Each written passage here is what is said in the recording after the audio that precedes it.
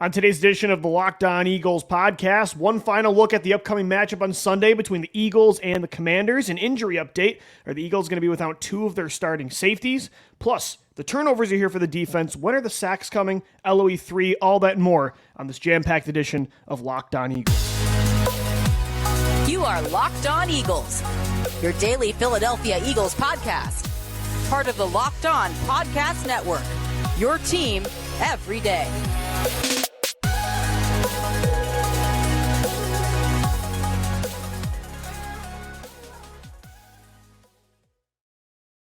Thank you so much for making Locked On Eagles your first listen each and every day. Welcome in, Eagles fans, to a Friday edition of the show. We're part of the Locked On Podcast Network, your team every day. Louis DiBiase alongside Gino Camilleri, and today's show is sponsored by Game Time. Download the Game Time app, create an account, and use the promo code LOCKEDONNFL for $20 off your first purchase. Last-minute tickets, lowest price guaranteed. Eagles Commanders this Sunday at 1 o'clock at Lincoln Financial Field. The Commanders are 2-1. The Eagles are 3-0. Finally, Gino, a 1 o'clock game. I mean, this is just par for the course when you have one of the best teams in the NFL, but this is the first 1 o'clock game so far, so I'm not complaining.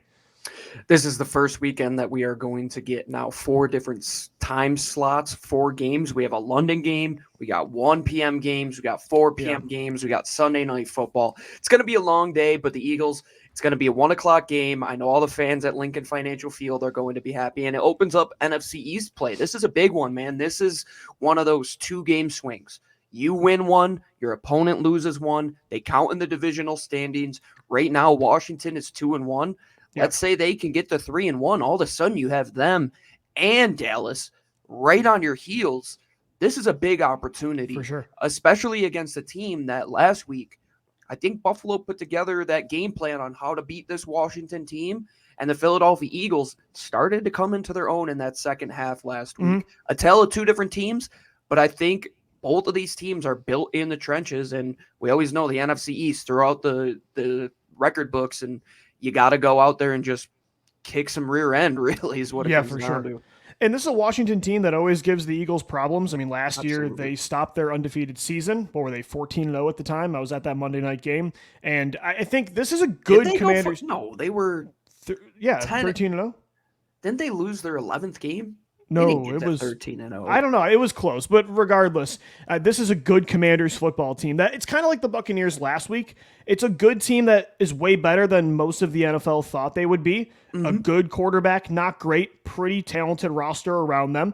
But then, kind of like the Buccaneers last week, the Commanders ran into, I think, a real contender in the Buffalo Bills, and I think, again, the superior talent showed out. And I'm hoping that's the same for Philadelphia this week, like it was last week.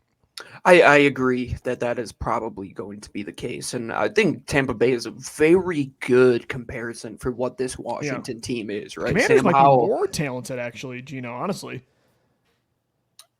Probably on the defensive front, I would say, I mean, Daron Payne, Jonathan Allen, Montez Sweat, and Chase Young. That's a formidable 4, right? And then there's a tweet that came out today that said the last time that Devontae Smith went against Emmanuel Forbes, he lit him up for like 200 yards, 203 yards and 4 touchdowns. Yep.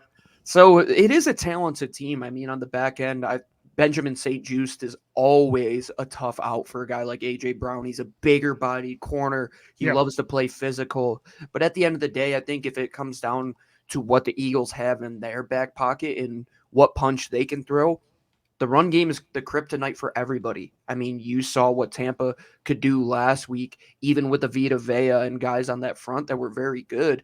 As good as Daron Payne and Jonathan Allen are, the Eagles' offensive line is just better than every other unit out there. And until they get dominated and manhandled, even week 1 where they didn't play great, they were still able to do a lot of stuff on the ground.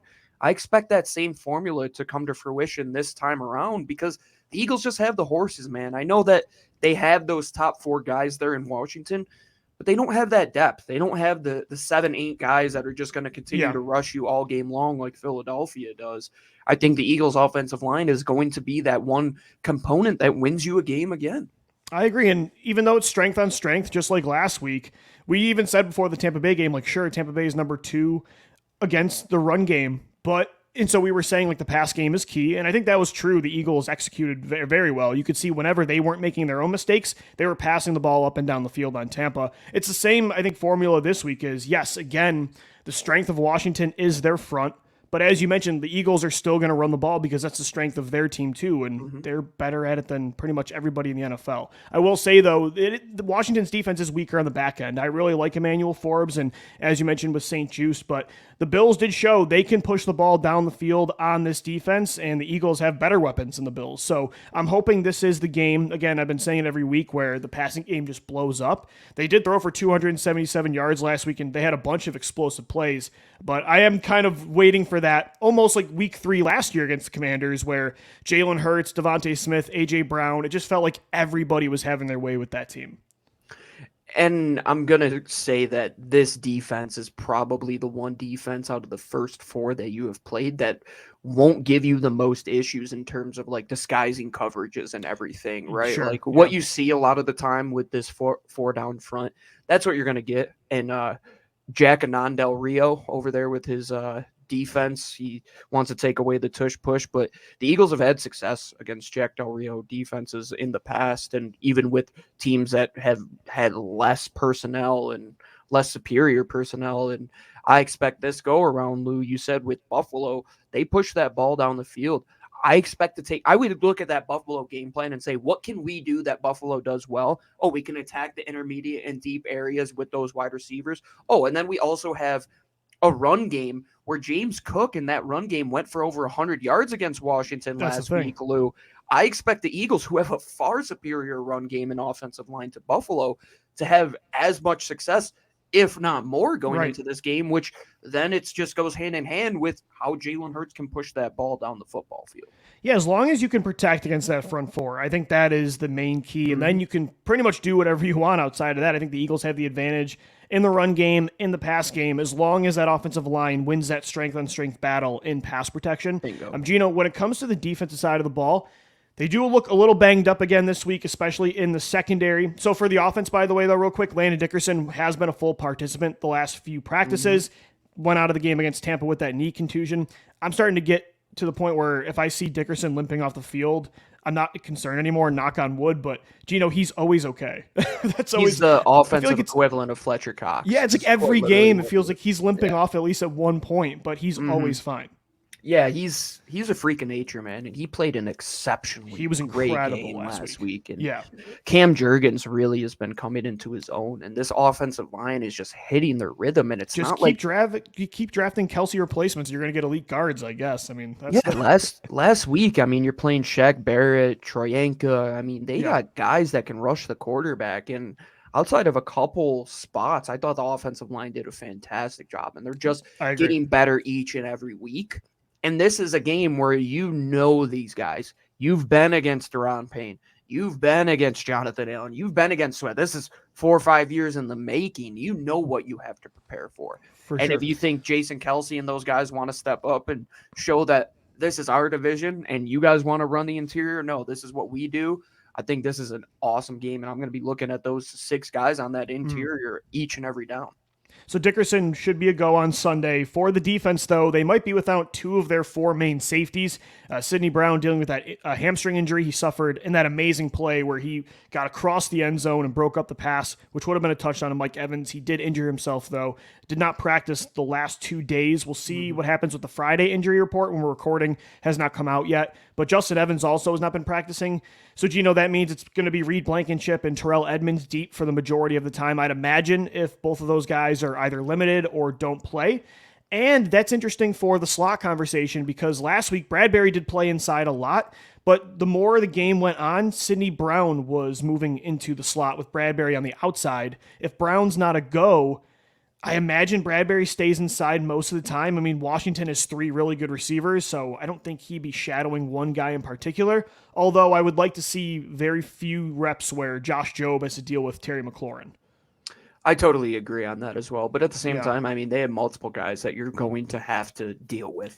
Samuel and Dotson are good. Yeah, that's the thing. You're going to have those matchups where you trust Josh Jobe. And the big question is if Justin Evans, who does look like he did practice today, he had his helmet with him in practice, if he does come back healthy. If not, there was talk from Zach Berman, who seems to be very connected to the Philadelphia Eagles, that if there's one guy to keep an eye on, it could be Kelee Ringo potentially popping up at that safety position, which I don't know how good he is as a tackler, but if he is good in the air and he can match up one-on-one with those guys, which I believe is a better opportunity than last week where, yeah, they had big-bodied wide receivers. Washington has guys that are quick. They have great lateral agility. I think Kelee can keep up with them more than James Bradbury on the inside. Well, he's Let those two guys stay outside. Yeah, absolutely.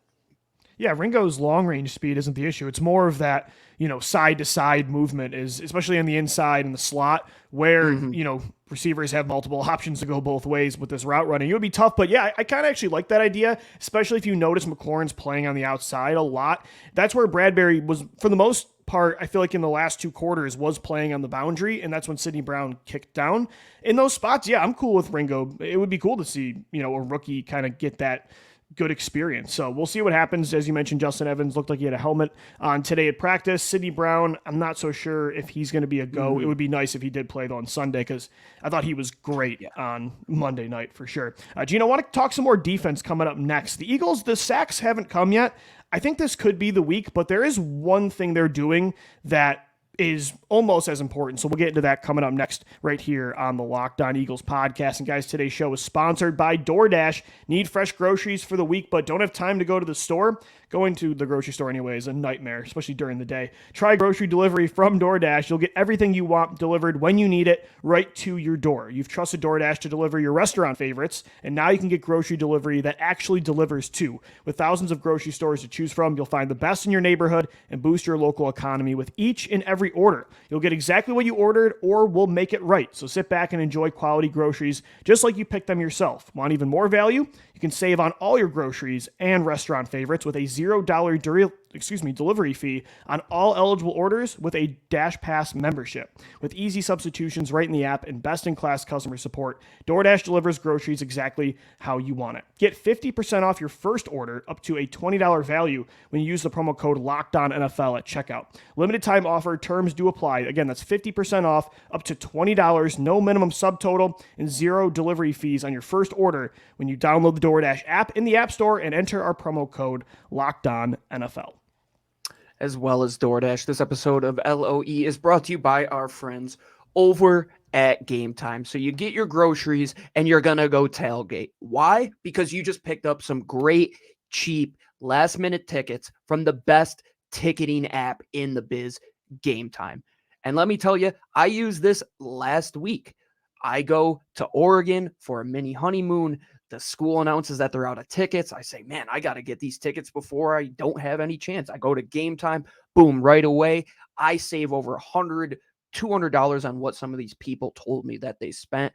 And you could save even more money too by downloading the Game Time app, creating an account, and using the promo code LOCKEDONNFL for $20 off your first purchase. If you're not a sports fan, you could take it and go to the theater like my wife is. You can go to concerts if you're a music lover. And basically, if you like getting tickets easy, hassle-free, and not having the headache of somebody's going to skimp on those tickets and backtrack, no, they're covered by Game Time. No matter what, you buy the tickets, you're going to get in on the action. Go to Locked On NFL and go to gametime.com or the app. Use promo code Locked On NFL for $20 off whatever event you want to get in on the action for. This is the Locked On Eagles podcast. Welcome into a Friday edition of the show. Shout out to our everydayers for making us your first listen Monday through Friday. Also, guys, football season is here, obviously, and Locked On is kicking up our coverage with Locked On NFL Kickoff Live. Each Friday, Locked On's going to go live from 2 to 4 p.m. Eastern Time on every Locked On NFL YouTube channel, including our own. Hosts Tanitra Batiste, Jarvis Davis, and Kyle Krabs will break down every game on the NFL slate to get you ready for your team's matchups, your fantasy lineups, your betting angles, and more. Plus, get the in-depth local analysis analysis from our stable of NFL hosts across the country who know these teams better than anybody else. Find Locked On NFL Kickoff every Friday from 2 to 4 p.m. Eastern Time on any Locked On NFL YouTube channel. Eagles Commanders is Sunday at 1 o'clock at Lincoln Financial Field. The Eagles trying to get to 4-0, just like they did last year. And, I think last week, the reason they got to 3-0, a lot of reasons, but the defense was outstanding. And now defensive coordinator Sean Desai getting some national love. I think it was Ian Rappaport on NFL Network talking about keep an eye on Desai if this defense continues to look really good this year as a potential future head coaching candidate. One of the young great minds on defense, had a lot of success over in Seattle. Now he's doing it with the Eagles. And, it's interesting because they're doing this in spite of not hitting home with sacks. And that's not to say they're not generating pressure. They absolutely are, especially on the interior. I mean, every day there's another impressive stat about Jalen Carter or Jordan Davis or Fletcher Cox. Heck, even Milton Williams and Henry Tuipulotu, or Marlon Tuipulotu, getting in on the action. So the sacks, though, they haven't been there. I do think this could be the week it does spill over finally, though. The Bills last week had 9 on Washington. We remember last year when the Eagles played the Commanders week 3, they also had 9 sacks. So I think that is an advantage here. And I think the edge rushers just hopefully will finally hit home. Hassan Reddick, the cast is off, so maybe this is his day. Did Von Miller play last week? He did not. Okay, so let's contextualize this. The Buffalo Bills, who maybe have, I would say, one top pass rusher right now in Ed Oliver. I would say he's the guy that can get Greg to the Rousseau is one of the better young edge rushers, too. Oh, absolutely. Sure. But I'm saying, those guys Premier. Are guys that you're winning with right now. Yes, the Eagles' defensive line has so many guys that you can win because of. How many of those guys last week in Buffalo were winning their one-on-one matchups? A majority of them. It was like even AJ Epineza was doing it. Man. Exactly. I mean, who's just like a slower 5-tech 4-eye type of interior edge rusher. The Eagles now have a healthy Hassan Reddick who has 2 hands to play with, on top of all the guys that they have on the interior, where last year they already put up 9 sacks on relatively the same offensive line that they're putting out there now. And Sam Howell is the second coming of Carson Wentz, who threw 4 interceptions last week, Lou. If you want to talk about sacks coming to fruition, if you want to talk about the turnover differential getting even higher, this is the week. If Sam Howell hangs onto the ball, you're going to cause turnovers, you're going to cause interceptions, you're going to cause fumbles, and that stems from getting pressure up front. But on the back end, I expect those guys to have as much success. If you see a pick 6 in this game, Lou, I really want to be shocked. And it probably comes in the third quarter when maybe the Eagles are up by 2 scores and Washington wants to get back in it and Howell throws up a ball that isn't pretty and boom, there's your turnover. But the Eagles, in terms of pressures, is it outlandish to say that they could hit home on 40% of the defensive snaps in terms of pressures this I would game? hope they do. And they're going to do it by probably not blitzing that much either. They've blitzed almost fewer times than any NFL defense this year. So that's the thing is this year so far, another main reason the Eagles haven't been able to get sacks, quarterbacks are getting the ball out under 2 seconds. They know this pass rush is the main positive of the Eagles defense. The secondary's good too, but I mean, the pass rush, they have to get the ball out quick. Howell, though, has a tendency to hold on to the football. And especially if he's trying to get these guys downfield, McLaurin, Samuel, and Dotson, if they're trying to push the ball down the field, that's going to give the Eagles some more time. So I do think it'll come. Again, Reddick, the cast is off. He's been pretty quiet this year. Same with Brandon Graham. Josh Sweat's been the only guy making some noise on the edge. But I will say, again, this defense, that hasn't happened yet, but the pressure is there. And they're getting takeaways. Right now, only the Bills have more turnovers with 9. The Eagles have 8. And so they have 2 interceptions and 6 forced fumbles. The way they're hitting right now is incredible. So it's not like this defense is just playing vanilla, bend, don't break, forcing field goals every drive. They're still getting takeaways and making impact plays. It just, the sacks haven't been there, but the turnovers have. The thing I like about Desai that I really never got that feeling with JG is the difference between bend, don't break, but at the same time, knowing when you have to go outside of your bend, don't break mentality to get on the offensive. Totally agree with that. Because even though defense, by the definition of what it is defending an objective, Sun Tzu said it, you have to, art of war, you have to go on the offensive at sometimes. And I feel that safety last week was the perfect encapsulation of that time to pounce. That time that you're that leopard in the tree, you see your prey, instead of just waiting there, waiting for him to go to sleep. No, you're going to go on the offensive, and that's what the Eagles have done this season. Because football's situational, Gino. It is, and he's done a great job at doing it. Yes, a coach shouldn't be like, this is what we do, and that's it, regardless of the situation. And that's what it felt like with Gannon all the time, and that's what I really like about Desai, too. It seems that he knows when to send pressure. Why don't they have to blitz a lot? Because it's not out of necessity. There's never been a time when they've been behind the 8 ball and it's like, okay, we have to send more resources. It's like, no, let's send more resources when they aren't expecting it. Like, we're hitting home with 4, but hey, what if we send that linebacker? Now they have to pick him up in the stunt. Boom, now we have another one-on-one to our advantage. And I think Desai is arguably, in terms of philosophically speaking, in the last 3 defensive coordinators, he might understand his philosophy and his scheme better than Jim Schwartz and Gannon understood themselves. Because Gannon, he knew what he wanted to do, but he never knew how to adapt. Schwartz, the same type of thing. Like, they never got that adaption type of phase. And Desai, or maybe they just didn't care either. That's a problem. They were going to do what they were going to do. Worse. But Desai shows it in his fronts. It's like, oh, we can be manipulative. We can send different looks. We can make you think, because that's the modern defense. It's not just go out there, send your guys, play defense. It's no, offenses are now trying to counteract what we're doing by sending guys all over the formation. Hey, what if we do that too?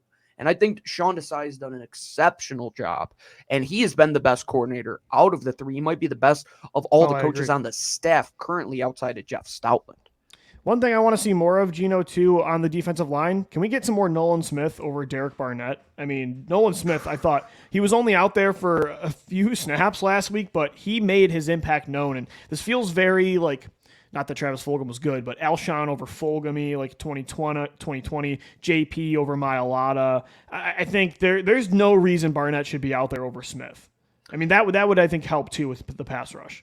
It was either Kempski or Kerr that said in Derek Barnett's last 9 games, he has 1 pressure. It was in BLG. A quarter. Yeah, BLG. Okay. He has 1 hit in his last 9 games. Yeah, but Nolan Smith had 10 6 sacks last game. Yeah, and the thing about Smith is, I think Honest NFL put that play out too, and I think you had retweeted it, where he throws himself. He's on the edge. He throws himself into a double where he's still under control, but he's very overpowered.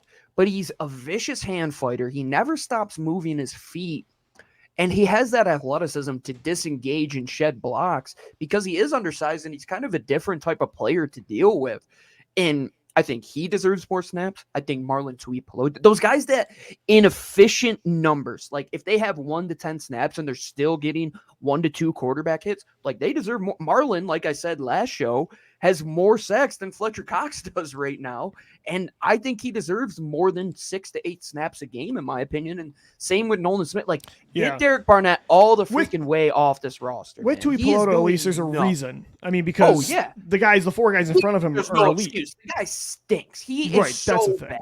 And he got away with another late quarterback hit last week. Derek Barnett should have got a penalty. And so, I think, again, that's not the reason you're not getting sacks, but it would be great to see Nolan Smith out there more, too, on Sunday. LOE 3 coming up next, presented by FanDuel. But first, we are also sponsored today by our partners over at eBay Motors, who have teamed up with Locked On Fantasy Football host Vinny Lyer, who we're going to help you bring some of the best fantasy picks each week all season long. Whether you're preparing for a daily draft or scouting the waiver wire, every week we're going to provide you players that are guaranteed to fit on your roster. So let's see who Vinny has picked out for us on this week's eBay Guaranteed Fit Fantasy Pick of the Week. And it's Jaguars wide receiver Calvin Ridley. Gino mentioned we finally got a London game early Sunday morning between the Falcons and the Jaguars. It's the Calvin Ridley revenge game. He's been quiet since his big week 1, but Gino, I think this is a bounce back week for Ridley. It's a good secondary for Atlanta, but he's wide receiver 1. He's had his opportunities. Lawrence targets him a lot down the field, and he's just been dealing with some drops, but the looks are still there. Death taxes and the Jaguars playing well over in That London. Too. They are a phenomenal team when they are not playing in the United States. Trevor Lawrence looks to bounce back. Doug Peterson, you know that when he goes on these stretches of multiple poor performances, he usually turns it around. And Calvin Ridley is that guy, in my opinion. Christian Kirk is great, but Calvin Ridley is a true number one receiver, in my opinion. And what better feeling to wake up in the morning, know that you're out to like a 20-point lead in fantasy because you took Calvin Ridley and he scored 100 and a touchdown. Vinny Lyer from Locked On Fantasy Football is going to help you win your first fantasy championship, or second, third, however many you've won already. eBay Motors knows a championship team is about each player being a perfect fit. Same with your vehicle. With over 122 million parts for your number one ride or die, you can make sure your ride stays running smoothly. Got brake kits, LED headlights, roof racks, bumpers, whatever your baby needs, eBay Motors has it. And with eBay Guaranteed Fit, it's guaranteed to fit your ride the first time, every time, or your money back. Plus, at these prices, you're burning rubber, not cash. Keep your ride or die alive at ebaymotors.com. eBay Guaranteed Fit, only available to U.S. customers. Eligible items only. Exclusions do apply. This is the Locked On Eagles podcast. We're wrapping up our final show until Eagles Commanders this Sunday at 1 o'clock. And it's time for LOE3 presented by FanDuel. If you're new to the show, every single Friday, Gino and I have 3 player props each that we're going to hammer for that Eagles game. Last week, Gino was off. He was on vacation, going over to Oregon to watch Oregon, Colorado, and his Ducks, dude, they beat down Deion Sanders. Big time football, man. Trench play. That's what it really comes down to. Yeah, so you hit the 1 week I wasn't here, so maybe I'm your bad luck charm. It can't be you, because I feel like, Gino, for me right now, I was in a cold streak that I could not get out of, but I did go 2-1 against the Buccaneers. So I'm going to try to keep that up. I'm 3-6 right now. You're at 500 at 3-3. So here's what we got for our listeners and viewers for Eagles Commanders. And let's start with your first bet, Gino. You're going to keep riding the hot hand. DeAndre Swift, over 100 rushing yards. He had over 170 against Minnesota, 130 against Tampa Bay. And James Cook, as you mentioned earlier, had a lot of success against this Commanders defense. So you're riding with Swift again. At plus 280 as well. I tried to hit on some bigger ones since I missed last week, and I was feeling a little bit frisky, but not too frisky to the point where I went at plus 370 at 110 yards. I think 100 is a solid number for DeAndre Swift. It's at that point where just going through the motions, this kid can hit 100 yards with this offensive line, in my opinion. And like James Cook last week, I think DeAndre's a better back. I think the Eagles have a better offensive line. You put the math together. Plus 280, Lou. I mean, 100-yard game, and you're going to win nearly 3 times your money. Count me in on that. And it only took him 16 carries last week to get to 130 yards. Insane. So the efficiency is absolutely there. He's the hottest running back in football right now. Gino, I'm going to try to get back to my anytime touchdown success I had the first 2 weeks. And why did I have success the first 2 weeks? It was Devontae Smith. I did the A.J. Brown anytime last week. That was why I didn't go 3-0. He dropped a couple touchdowns, unfortunately, so I nearly had it. Devontae, though, he was 2 for 2 for me. I'm going to go back to that well. He had an incredible game both times. So he scored 3 touchdowns against Commanders last year. He had 2 in the first. He had 1 as well on that Monday night game. We talked about his success against Emmanuel Forbes in college. I think, Smith was a little quieter last week. It was the A.J. Brown game. I feel like Dallas Goedert could get more involved this week, but I do think Devontae's going to get in the end zone. Plus 185, agree. By the way.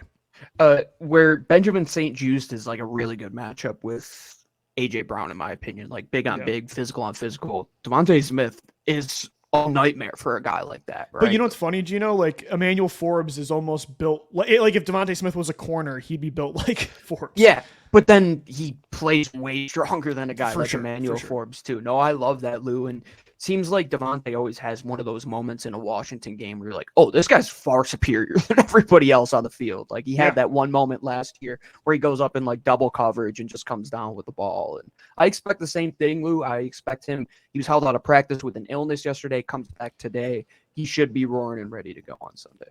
For sure. All right, we've both got Jalen Hurts bets here. So I have the over on 230.5 passing yards. Which he hit last week, 277. Mm-hmm. I think he's had a lot of success throwing the ball against Washington throughout his career. Even in 2021, that final game against the Commanders might have been his best game inside the pocket. And you have the over for Hurts combined passing and rushing yards at 280.5, minus 114 odds for both. And I'm pretty confident with both of those bets. Yeah, I kind of went off of what you were doing, and I was like, let me give myself some leeway here. Like, let's say he has 60 rush yards and he has 220 pass yards, and you get close that way. But I think it's going to be the Jalen Hurts game, man. Like, he just is starting to get locked in now. And Nick Sirianni said it in his press conference today where they were talking about the lack of explosive plays from Jalen Hurts on the ground. And it's like, had any big pull reads? And it's like, how soon until he pulls it on one of those read options? And it's like, oh, there's 30 yards in the blink of an eye for Jalen, right? And it's going to be bound to happen. And he's going to have 300 yards in the air sometimes, Lou. Like, he was close last week. And if he hits on a couple of those A.J. Brown catches, I mean, he's there. I like that number. 280.5 combined, and I like that 230 for you. I mean, 250 should be that floor number for a guy like Jalen. Yeah, I hope so. He's getting better each and every week for sure, as you mentioned.